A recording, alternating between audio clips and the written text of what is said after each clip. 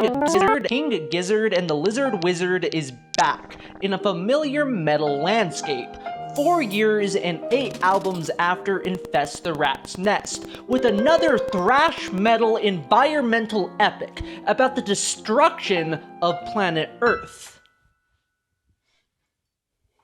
PetroDragonic Apocalypse, or Dawn of Eternal Night, an annihilation of planet Earth and the beginning of merciless damnation.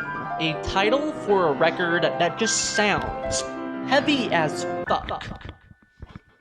And yeah, it's fucking heavy. And I think that's pretty cool. King Gizzard was made for metal. The more metal projects that we get from this band, the more that this fact becomes apparent. Infest the Rat's Nest is my favorite King Gizzard record, so you know I was crawling around on the floor, waiting like a rat for King Gizzard to drop new metal material. And here we are, dudes. PetroDragonic Apocalypse, dude. What this record shows us is that Infest the Rat's Nest was just a warm-up. Because PetroDragonic Apocalypse has the band going full force and committing to these riffs and grandiose sci-fi tales about environmental collapse. Taking everything that I found iconic about Infest the Rat's Nest and just making it more iconic and proggy.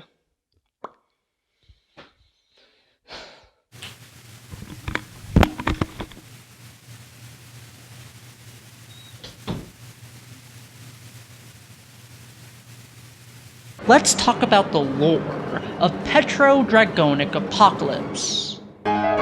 This record opens up with Motor Spirit, a song about humanity's cult-like worship of fossil fuels and their systematic murder of Gaia as they suck her dry of all her precious gas like a bunch of little parasites, and replace her with a false idol known as the Motor Spirit, a god conjured by humanity that will soon bring them down to their knees.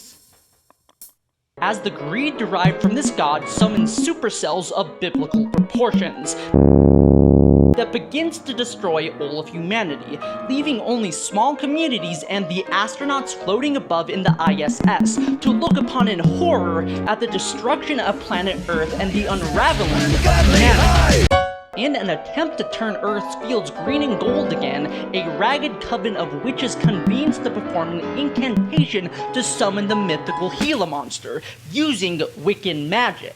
But this ritual goes awry, as an itty-bitty little kitty disrupts their prayers, turning this harmless skink into the mythic King Gila, who proceeds to gobble up this coven of wicked hags. In their hubris, these witches unwittingly sealed humanity's face, as the ancient god that was meant to save them has now turned against them, as it is now hellbent on the destruction of planet Earth, sprouting wings and demonic features, descending upon humanity. The dragon guzzles motor oil and points its flamethrower towards the sky, torching the ISS, using the Motor Spirit to bring an end to humanity, ending the Age of Man. And yeah, that's the album. I am a woman who can really appreciate the irony here. The irony of humanity destroying itself through the worship of a god of their own creation, the Motor Spirit.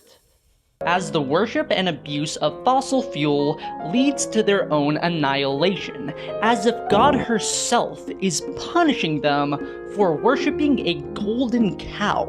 On Converge, you have the astronauts aboard the ISS lamenting how the Motor Spirit is the force that brought them up into the heavens, and is also the cause of the destruction they see below them. And then the same Motor Spirit is used by the dragon to destroy them and all of humanity, as if their blasphemy is what caused their own destruction, is what caused the dragon to torch all of humanity. demonic bird reptilian, desert-fetid breath, sapien spite, and fatal bite with a foul gas stench. Isaiah come to claim the throne, the dragon's birthright, dawn of eternal night. And then the poetry of a bunch of mad witches cooking up a crackpot idea to save planet Earth that only leads to its further annihilation. Instead of killing the motor spirit, you decide that it's best to summon a big-ass lizard to save the planet. And you're surprised that this failed? Moron. Idiot. Buffoon. Absolute fool. Like, I'm pretty sure that the witches are meant to symbolize the rich and wealthy. I'm pretty sure the witches, Environmentalism is at the core of King Gizzard's music.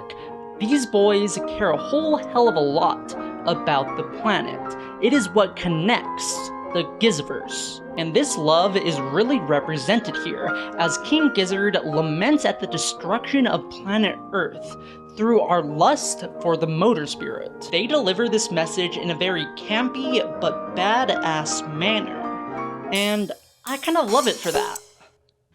It's a record about witches and dragons and shit, with a very serious environmental message at its core. That is adorned by a whole lot of kick-ass performances that finally reveals the identity of the lizard wizard.